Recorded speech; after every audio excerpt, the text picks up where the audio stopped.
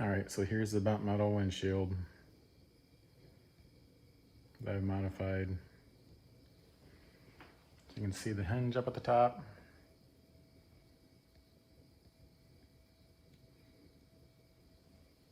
Show you the edge.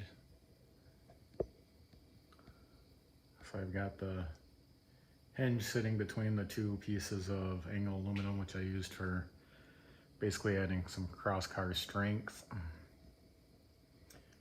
Put that together with, those are M4 Torx bolts going into the hinge, and then I got, I believe it's 6 M6 Allen key bolts, or hex bolts.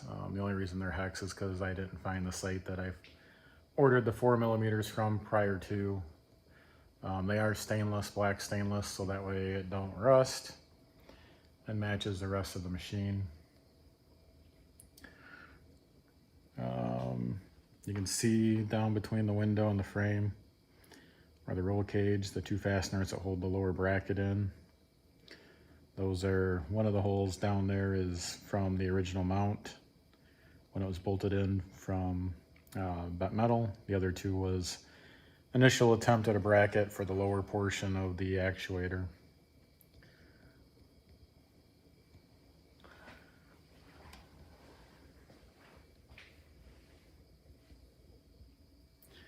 So here's the actuator. I put a connector on it in case I had to change it out. The other thing you can notice is the bracket. That's the actuator bracket that came in the kit. Obviously it's been cut and modified a little bit. And that's so that when the actuators go up, obviously they don't run into the bracket. The rest of the bracket is basically just an inch wide by 1/8 inch thick piece of flat stock that runs down the length of the pillar. There's two holes in the A pillar, drilled those out and put 5mm rib nuts in them, and then basically just mounted that flat stock with a 90-degree bend into those, and then bolted that actuator up at the top. Looking up, there you can see the angle aluminum that I was talking about. That's 1.5 inches by 3/4. It runs all the way across, basically on the top half of the window, if you will, and then the same thing on the lower half. So that way both halves now have strength. You can also see that little piece of 3/4 inch angle. That's not for structure or anything. That's just so that it holds the wiper the same distance out, or hold it flat to that surface. So it's just sitting in there and being basically sandwiched by the wiper itself. The wiper is in the lower part of the window, so it does stay with the window when it rotates up. So there's no issues there. You can see the actuator on the other side. Again, you can see the bracket that I cut that came with the kit, so it looks like an L shape now. Down at the bottom, you can see where the bracket or mount is. I'll lift the window up and we'll take a closer look at that in a minute. So let's open this up.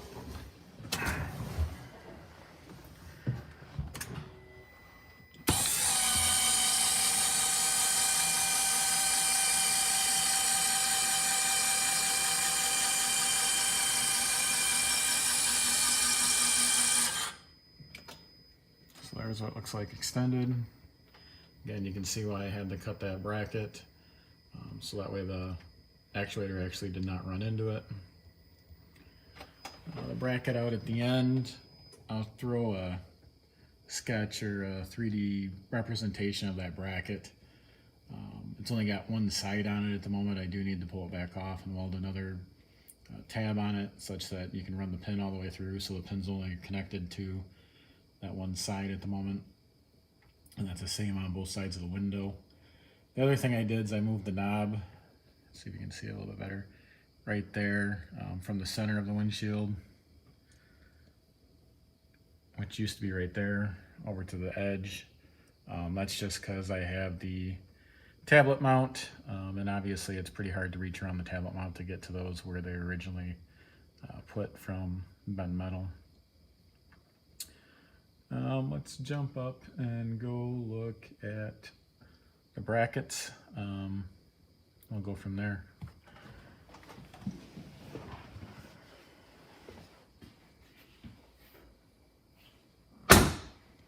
So again, you can see the two fasteners.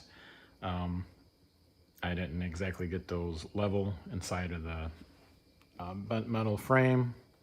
Doesn't really matter, they still hold obviously the bracket. Let's see if we can get out of the lights.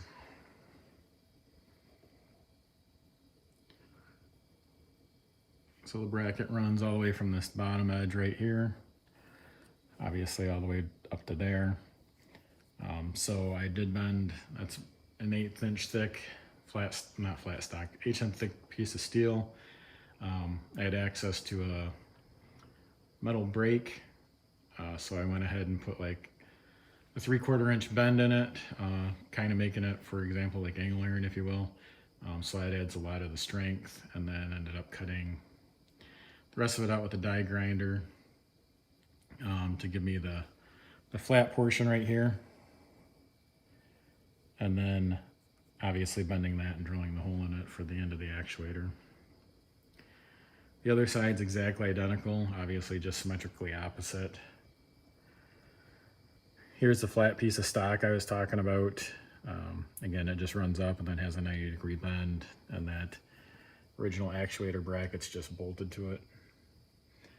I am working on, or want to work on, a different bracket such that I can mount the actuator 180 degrees so that the motors are up and out of the way. There is enough clearance with where that's mounted now in the windshield that it won't hit. I just haven't gotten that far yet with it. Again, you see the wiper still attached to the lower portion, so it moves up as it needs to. And there's the other side. Again, exactly the same, but symmetrically opposite.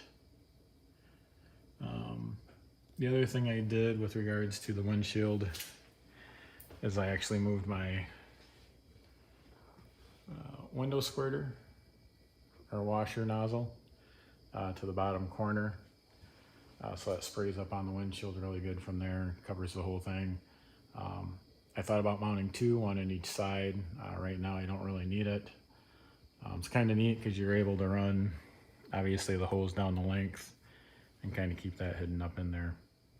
I'm still working on figuring out exactly how to seal everything. So right now I just got adhesive backed D-shape weather stripping, and I've got that on both sides right now. Two things. One, it helps the aluminum frame against the roll cage, as well as it helps seal some of the water out. The other portion I'm still trying to work on is specifically around where the hinge is. Oops. To get that to seal a little bit better so we don't get a whole lot of water intrusion there. Speaking of water intrusion, so the first time I had it out and sprayed water up on it, got water between those two pieces of angle aluminum. So you can see I've got a little piece of foam in there, or weather stripping. It's an 1/8 inch thick by 1/2 inch width. And basically run that on both sides. So it's on that side and that side, so that way when the window closes, they press against each other and no water comes in. And then the only other thing to bring up is on this upper portion of the window. I've got one of these little brackets to hold the upper portion to the windshield to the roll cage. Reason being is when you close it, the actuators will actually pull the window up, if you will. They don't shut off before they hit the limit switches based on the length of where they're mounted versus where they extend out to.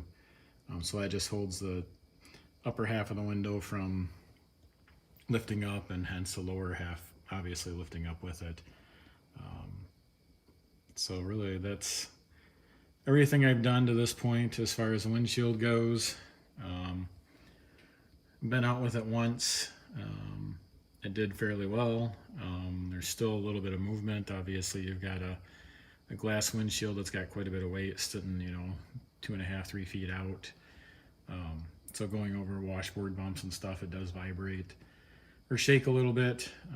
I'm hoping that, like I said, putting the other tab at the end of the lower brackets on the windshield, and then I want to redesign this one and close the gap up so you can't really see it. It's too dark. Nope. But there's a little bit of play between the bracket, if you will, and the actual actuator inside of there. So the tighter that gets, obviously, the less free play it'll have. I've also started looking at maybe using a shoulder bolt versus the pin, so that way I can get a much tighter fit. Shoulder bolt, yep. And that's really a couple things I got to investigate a little bit more, but this is currently where it's sitting. Like I said, I've been out once with it. That worked really, honestly, pretty good for kind of just putting it together, for lack of a better way of saying it.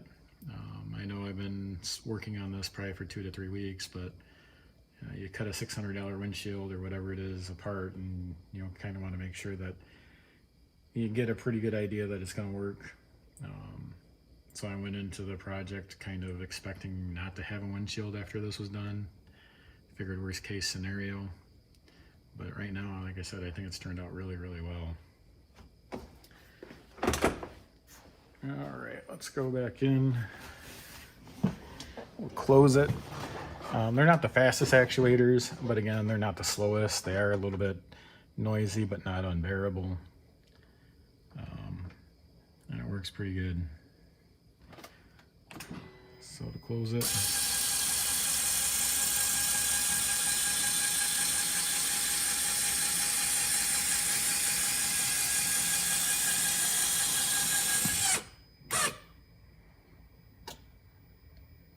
so you can hear when it gets tight, and basically I can force it to keep going until it stalls out. But obviously I can see down on this side that it's sealed pretty good. And then on the driver's side, I've got to play with the seal a little bit because there's just a tiny little bit of gap over there. So I got to play with that just a hair. I still haven't sealed all the way in the front corners yet. Right in there. And the same thing on the passenger side. But yeah, so right now I think it looks pretty good. So with that, again, if you guys want to try this, try it at your own risk, so to speak. Again, this happened to work out well for me. It's not too complicated, I guess, is the best way to say it. It's more just nerve-wracking and hoping that you get it. One of the hardest parts was cutting that straight across. A couple different ways you can do it. I actually used a jigsaw to go across it. Trying to make it as straight as possible. It didn't work out so well, so what I ended up doing is mounting a piece of steel across and then using a 4.5-inch grinder to grind it flat. I did that for both the top and the bottom halves. Took probably about 1/8 inch off each end, and again, that little bit of gap is kind of where that hinge sits inside of. So yeah, there it is. I'll put links inside of a Google Sheet that I'll share. I'll try to put the link with the post as well for I think almost everything that I've purchased for it. There's also some pictures in there. And if you got any questions, go ahead and ask in the comments. I'll do my best to get there and answer the questions when I can. So yeah, this is it, and it seems to be working out all right so far. If I run into any issues or I do any major updates, like I said, to the brackets that I'm looking at doing, I'll share those as well. But for right now, this is where it's at and what it looks like, and like I said, I think it works out pretty well. Yeah, the only other thing I can think of is both actuators are wired in parallel. So when I first got them and I extended them out, they were not at the same length. So you can twist the ends of the rods in, or the ends of the actuator in, to make sure that they're both all the way in, so they should be the same length. And then when you first push the window out, they might not go out exactly at the same time. So when it hits the extend, full extend, whichever one hits the limit switch, the other one will keep going. then they're both basically set at full extend, and then they pretty much stay that way. And then obviously they pull down at the same rate and same length, just as I just closed them.